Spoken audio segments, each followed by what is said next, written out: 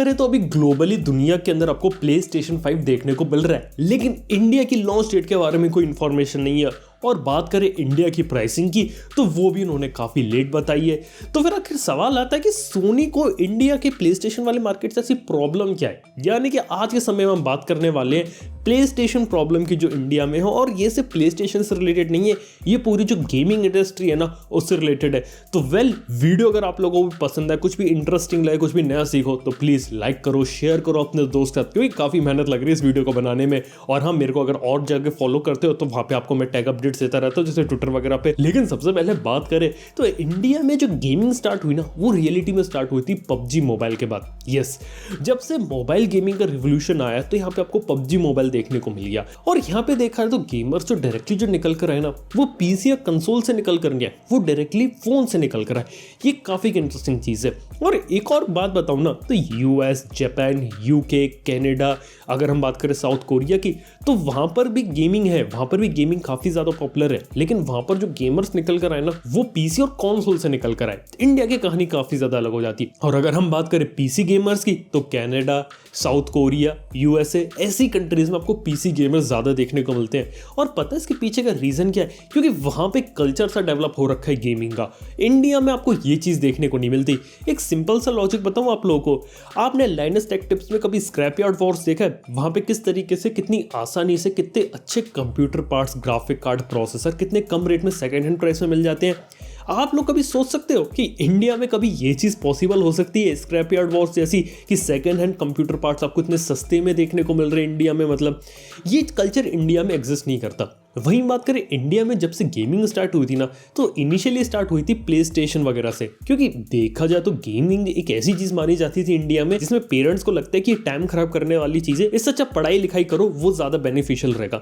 ये एक मेंटेलिटी थी, वो इंडियन पेरेंट्स की बहुत सालों से रही, और आज के समय भी ये चीज रहती है।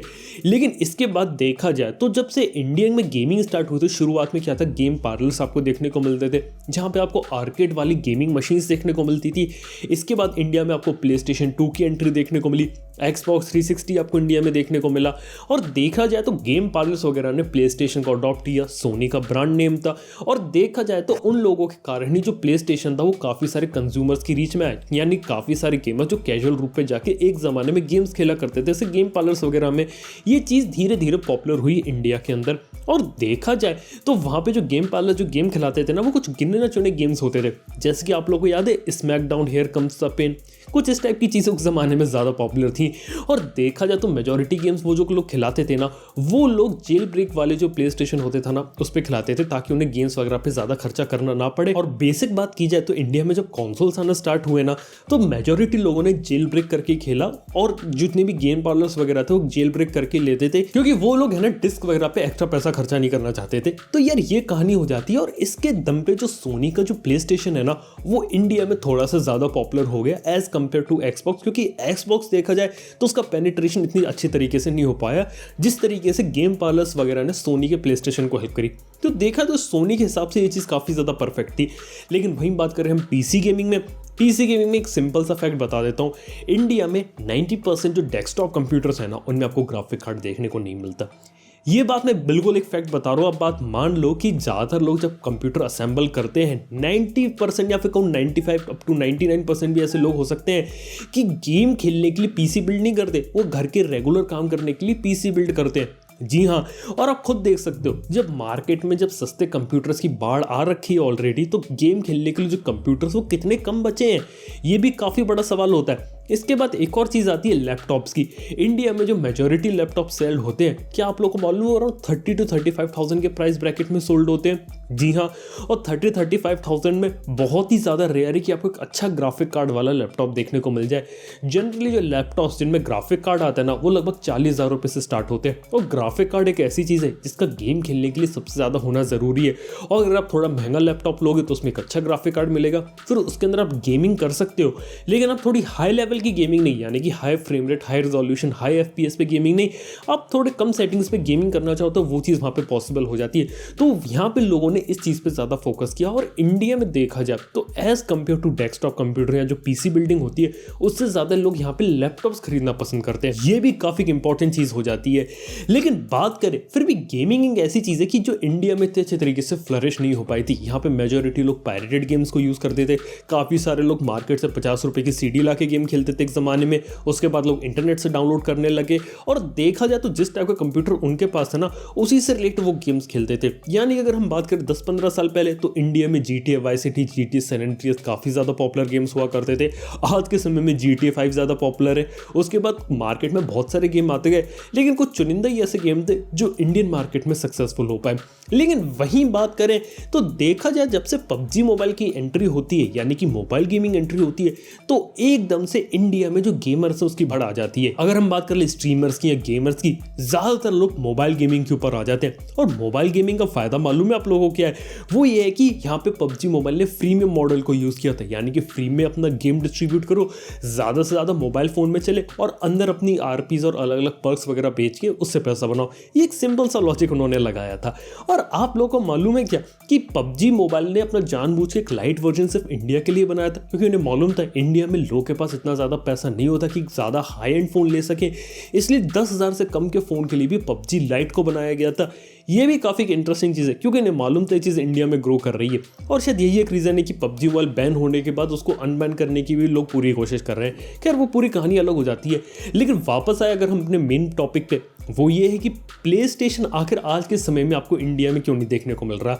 सिंपल सा लॉजिक ये है कि प्ले स्टेशन को मालूम है कि इंडिया में जो उनका मार्केट है वो अभी एग्जिस्ट नहीं करता। ये बात जो पीसी गेमिंग बनाने वाली कंपनीज है उन्हें भी मालूम है, ये बात ग्राफिक कार्ड बनाने वाली कंपनीज को भी मालूम है, ये बात प्रोसेसर बनाने वाली कंपनीज को भी मालूम है कि इंडिया में जो गेमिंग मार्केट है वो मोबाइल फोन तक है। एक तो सिंपल एग्जांपल है, इंडिया में जो लोग हैं वो प्ले स्टेशन के बारे में बात करना पसंद करते हैं। कुछ लोग पीसी को अच्छा बोलते हैं, कुछ लोग प्ले स्टेशन, कुछ लोग एक्सबॉक्स को। इस टाइप की बातें वगैरह करना लोग पसंद करते हैं। लेकिन बात आती है रियलिटी में खरीदते कितने लोग हैं, ये सबसे बड़ा सवाल है। यानी कोई भी कंपनी अगर मार्केट में अगर अपना प्रोडक्ट निकाल रही है, उसके लिए सबसे ज़रूरी ये रहता है ना कि मार्केट में आकर उनका प्रोडक्ट बिकना कितना रहा है। अगर वो ज़्यादा बिक रहा है तो उनके लिए चीज़ प्रॉफिटेबल है, अगर ज़्यादा नहीं बिक रहा तो उनको तो लॉस ही होगा ना।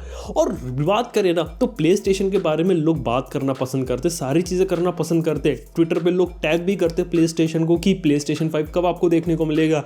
लेकिन क्या आप लोग को मालूम है कि रियलिटी में इंडिया में सोल्ड कितने होते हैं प्ले स्टेशन? एक ऑफिशियल फिगर बताओ सोनी का, लगभग 4 लाख प्ले स्टेशन 4 बिके थे। यहाँ पे मैं PS4, PS4 Slim और PS4 Pro सबको कंबाइन कर रहा हूँ, और ये 7 साल का डेटा है। अगर 7 साल में सोनी कंपनी सिर्फ 4 लाख प्ले स्टेशन अगर इंडिया में बेच रही है, सिर्फ 4 लाख लोग खरीद रहे 100 करोड़ की आबादी में से, तो आप सोचो यार कितना छोटा नंबर हो जाता है और कितना छोटा मार्केट है इंडिया के लिए। इसलिए सोनी की जो प्रायोरिटी है इंडिया में इतनी ज़्यादा नहीं है। एक हिसाब लगाते हैं, इससे ज़्यादा कंसोल जो सोनी है ना वो US में, जापान में, कनाडा में, यूरोप में बेच सकता है, क्योंकि उन्हें मालूम है वहाँ पे लोग खरीदना पसंद करते हैं और वहाँ पे डिमांड है ऐसे कंसोल्स की, तो वहाँ पे ये चीज़ ज़्यादा पॉपुलर होती है। इंडिया में इतना बड़ा नंबर नहीं है। एक्सबॉक्स को देखा जाए तो इसलिए जो स्थिति उनकी वो और ज़्यादा ख़राब है। लगभग पिछले 7 साल में 40,000 या 50,000 यूनिट्स ही उनकी बिकी है। आप देख सकते हो और इंडिया में कितने कम लोग हैं जो कि रियलिटी में उस चीज़ को खरीदना पसंद करते हैं। बात कोई सब करता है, लोग आपस में लड़ भी लेते, आर्गुमेंट वगैरह भी हो जाते लोग कि ये चीज़ अच्छी, ये चीज़ अच्छी है, लेकिन रियल वर्ल्ड कहानी बिल्कुल अलग है। सेम कहानी पीसी के साथ भी है। पीसी में भी मेजॉरिटी लोग हाई एंड पीसी पे नहीं जाते। किसी ने एक बार पीसी बना लिया तो उसके बहुत टाइम के बाद वो उसे अपग्रेड करता है। और जनरली अब हम बात करें हाई एंड पीसी की, जिसमें RTX वाला ग्राफिक कार्ड है, राइजन का हाई एंड प्रोसेसर हो, कितने लोग हैं जो इसे इंडिया में खरीदना पसंद करते हैं? यार ये सबसे बड़ा सवाल है। यानी कि इंडिया में जो लोग हैं वो बात करना ज़्यादा पसंद करते हैं कि ये प्रोसेसर अच्छा, ये ग्राफिक कार्ड अच्छा, ये चीज़ें अच्छी हैं, लेकिन उसके लिए पैसा दे के खरीदते कितने लोग हैं? ये एक इंपॉर्टेंट बात है और ये नंबर इतना बड़ा नहीं है।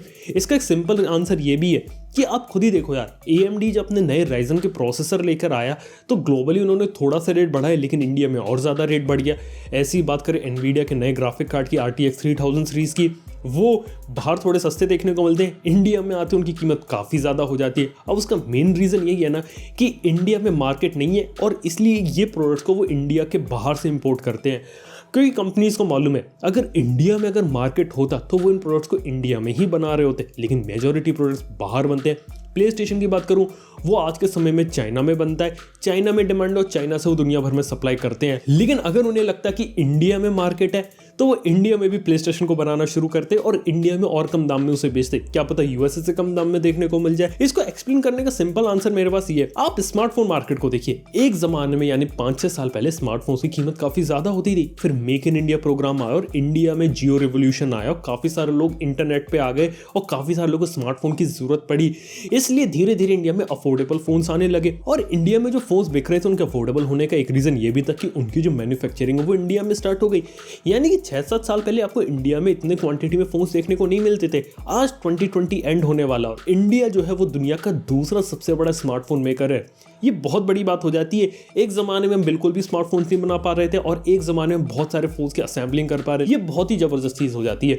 लेकिन ये सिर्फ तभी हो पाया जब इंडिया में स्मार्टफोन की डिमांड बढ़ी और उसके बाद कंपनीज ने अपने फोन्स को इंडिया में बनाना शुरू कर दिया और प्राइस के अंदर ड्रॉप आने लग गया।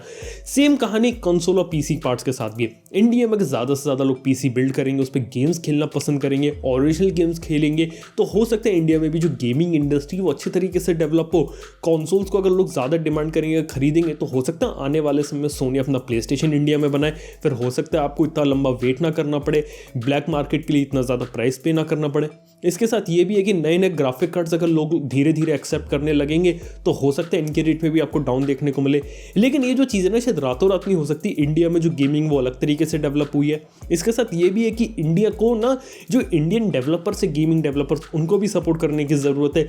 एक काफ़ी अच्छा एग्जाम्पल है, राजी गेम लॉन्च हुआ था लेकिन कितने लोगों ने उसे परचेज करके खरीदा होगा इंडिया के अंदर? यार ये नंबर जो होता है वो बहुत कम हो जाता है।